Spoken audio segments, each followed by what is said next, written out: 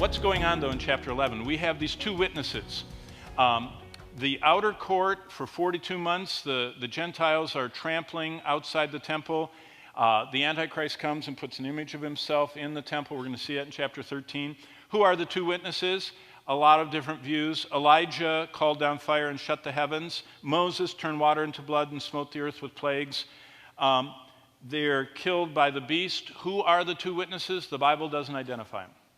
So who are the two witnesses? The Bible doesn't identify them. They are like Moses and Elijah. But probably there are only two people that haven't died yet, that should have died, Enoch and Elijah. It says in the Bible, in chapter 9 of Hebrews, it's appointed unto man once to die. Everyone has an appointment with death. Even Jesus Christ died and was resurrected. Now, he died a substitutionary death, but there are two humans that have never died. And those two humans are Enoch from the pre-flood world and Elijah, the chief of the prophets of the Old Testament. So it's a lot of commentaries believe that it's Elijah and Enoch. The beast from the abyss kills them. The earth dwellers celebrate, and I talked to you about that. They watch it on their televisions and phones for 3.5 days, and then God resurrects them. Where does all this come from? How do we know this chronology? Because of Daniel. Now, you're going to study probably the book of Daniel, but Revelation is connected to Daniel in an amazing way. In fact, when Jesus teaches Matthew 24, he cites Daniel. He says, don't you know, Daniel said all this. What did Daniel say? In chapter 24, there's a map. It says 70 weeks are determined for your people. By the time we get to verse 27, it says, he, the Antichrist, confirms the covenant for 1 week. That's for 7 years.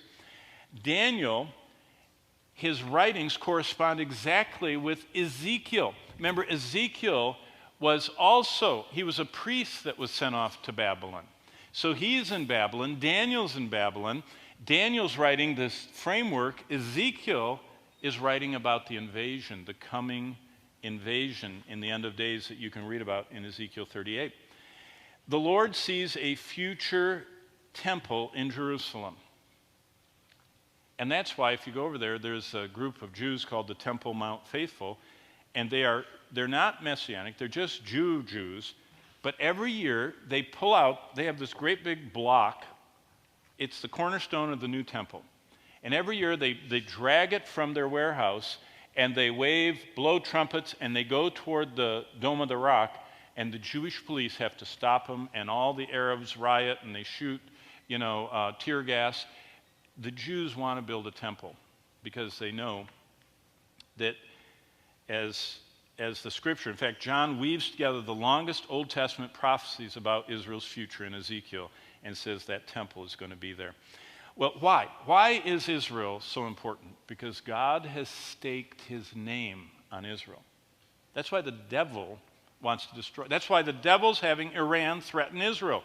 Satan knows that God says there's going to be a Jewish people, and there's going to be 144,000 witnesses, and there's going to be a temple, and the Jews are going to be there in Jerusalem, and the second coming of Christ is Jesus rescuing the Jews. Israel.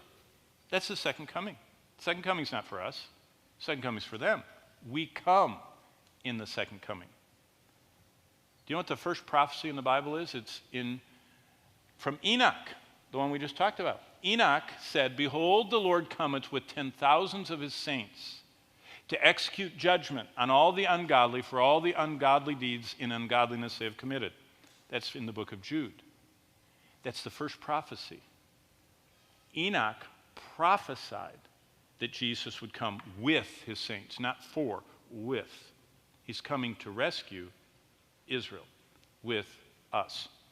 So God stakes his name on Israel. It says in Isaiah 5 and verse 15, the same thing in Jeremiah 31, 1 and 2. God has made a sovereign, unbreakable covenant with Israel.